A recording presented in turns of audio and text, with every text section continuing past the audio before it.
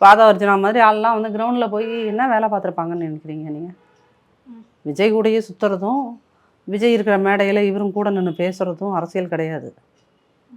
4 தெரு சுற்றி அவங்கள நம்ம கட்சிக்காரங்களாம் மாற்றுறது இருக்குல்ல, அது வந்து இமாலய சாதனை. அந்த வேலைங்கிறது மிகப்பெரிய சாதனை. அந்த வேலையை அந்த கட்சியில் செய்ய தெரிஞ்ச ஒரு ஆள் கூட கிடையாது. ஏன் செங்கோட்டையன் அவர்கள் இப்போ போயிருக்காரு மேம், அனுபவம் வாய்ந்தவர், 50 அனுபவம் வாய்ந்தவர் மேடம்.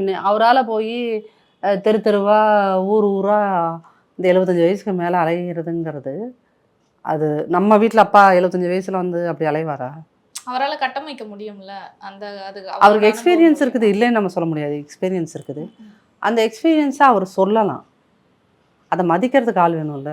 செயல்படுத்த முடியாதுன்றீங்களா? மதிக்கிறதுக்கு ஃபஸ்ட்டு அவர் செங்கோட்டையன் எக்ஸ்பீரியன்ஸ்டான ஆளுன்னு நம்பணும்.